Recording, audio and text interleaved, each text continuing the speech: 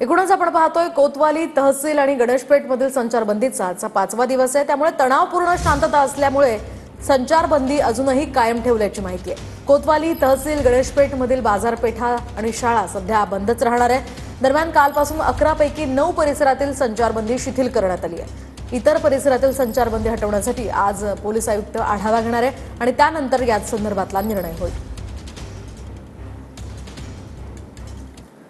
आणि यानंतर बातमी पुण्यातनं आहे। पिंपरीतील टेम्पो ट्रॅव्हलरला आग लागतानाचा सीसीटीव्ही व्हिडिओ आता समोर आलाय। टेम्पो ट्रॅव्हलरमधील उतरलेली व्यक्ती ही आग लागलेल्या अवस्थेत दिसून येते।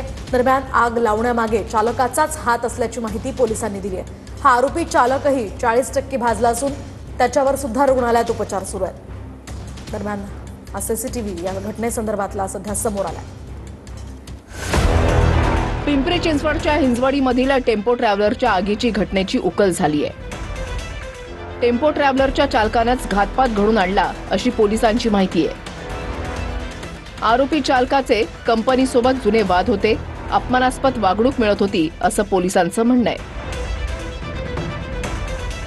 कंपनीतून केमिकल आणून आरोपी चालकानं सीट खाली ठेवलं होतं अशी माहिती पोलिसांकडून देण्यात आली आहे। चालकानं बेंजामिन केमिकल आणि कापडी तुकड्यांचा वापर करत बस पेटवली। तर या चालकाचे या एम्प्लॉई सोबत जुने वाद आहेत। या वादाच्या रागातून यांनी प्लॅनिंग करून घातपाताचं प्लॅनिंग करून कंपनीतून एक फ्लॅमेबल सोल्युशन बेन्झिन सोल्युशन हे आधी घेतलं। गाडीच्या ड्रायव्हर सीटच्या खाली ती बेन्झिन सोल्युशनची बॉटल ठेवली, त्याखाली कापडाच्या चिंध्या ठेवल्या आणि घराच्या खाली उतरल्यावर बाहेरून एक पानटपरीवरून एक आगपेटी घेतली, ती बॉटल लूज केली आणि सगळं केमिकल सांडू दिलं आणि त्यानंतर त्याला आग लावली आणि त्या आगीच्या भडक्यात या 4 लोकांचा मृत्यू झालेला आहे। चालकानं प्लॅन करून टेम्पोचा स्फोट घडून आणला। आरोपी चालक जनार्दन हंबर्डीकरनं जीव वाचवण्यासाठी बाहेर उडी घेतली अशी पोलिसांची माहिती आहे।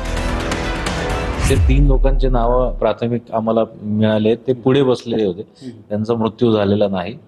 ते उतरले गाडीतून आणि त्यांचा नाही झाला मृत्यू, इतर 4 लोकांचा झाला, ते व्हेरीफाय करत आहोत। पण आतापर्यंतच्या तपासात त्याला एम्प्लॉईज बद्दल वादातून राग होता। टेम्पो चालकाचा कंपनीतील कर्मचाऱ्यांशी वाद होता। चालकाला कार ड्रायव्हिंग शिवाय इतर कामं दिली जात होती असं पोलिसांचं म्हणणं आहे। ड्रायव्हरला 1-2 महिन्यांचा पगार मिळाला नव्हता अशीही माहिती मिळतेय। तो ड्रायव्हर असताना त्याला इतर कामं दिली जात होती, त्याचप्रमाणे त्याचं काही 1-2 महिन्याचा बोनस आणि पेमेंट मिळालं नव्हतं त्याला। त्यानंतर त्याला ट्रीटमेंट व्यवस्थित मिळत नव्हती। या सर्व गोष्टींचा संमिश्र राग त्याच्या मनात होता आणि त्या रागातून त्यांनी घातपाताचं गुन्ह्याचं कृत्य केलेलं आहे।